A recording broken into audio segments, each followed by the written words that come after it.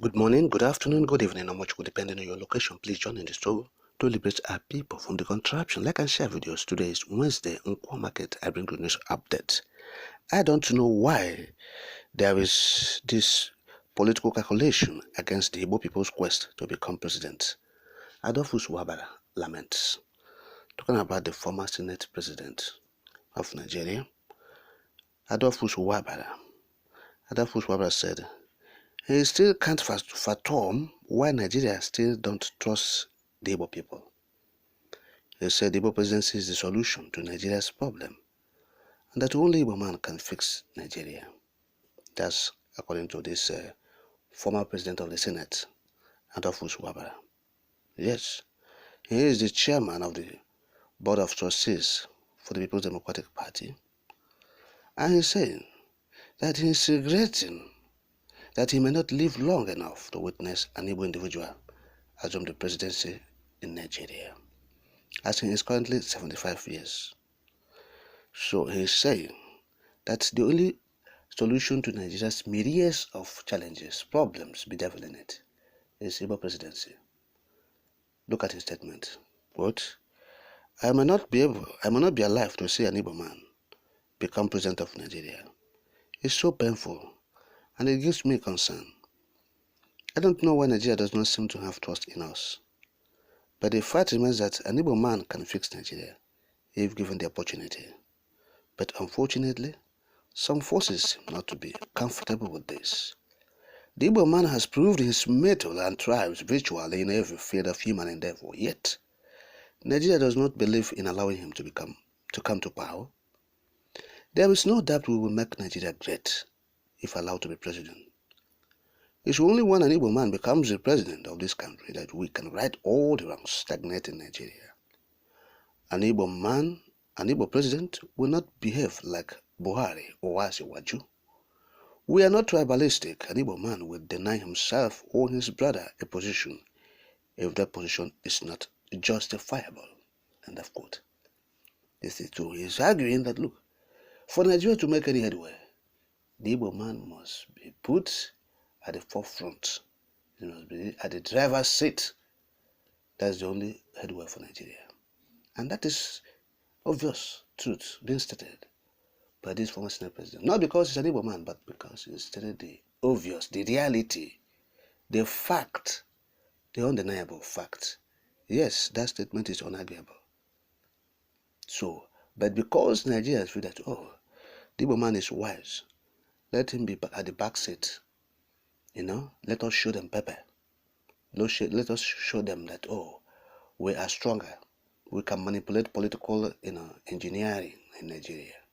We can manipulate it to suit us so that the Igbo man will be at the back seat. And so what is happening to them today? They are all crying. Yes, the Yoruba woman was crying yesterday. Talking about Shangola and Tinubu saying, you push the Igbo away and you are there at the saddle. What are you doing? We are suffering. Nigeria is in abject poverty. Yes, we can't feed ourselves. We are dying of hunger. Nothing is working again. Everything has gone comatose. Yes, you push the Igbo away, and now we are suffering. So that is it.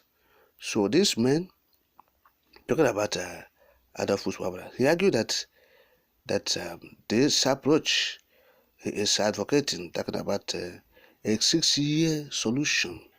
He said there must be a single 6-year presidential term that will help all the geopolitical zones to have access to power, to presidency of Nigeria.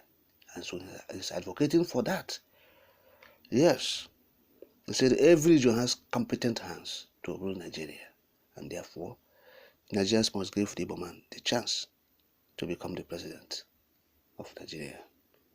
And so, that is it. But what are we not talking about? What we are saying is this. Though these men are the people that helped these oligarchs to destroy the opportunities the Igbo have to assume the seat of presidency in Nigeria, talking about this Adolphus Wabara, they played very dirty politics. Yes, today they are regretting it. Of course, they have the chances to prove their mettle. when they are this, in the saddle of leadership as a Senate President of Nigeria.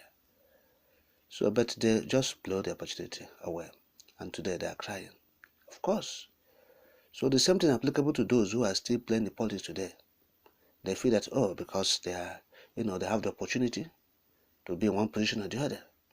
So they go to Abuja, they make money at the expense of their freedom and liberty.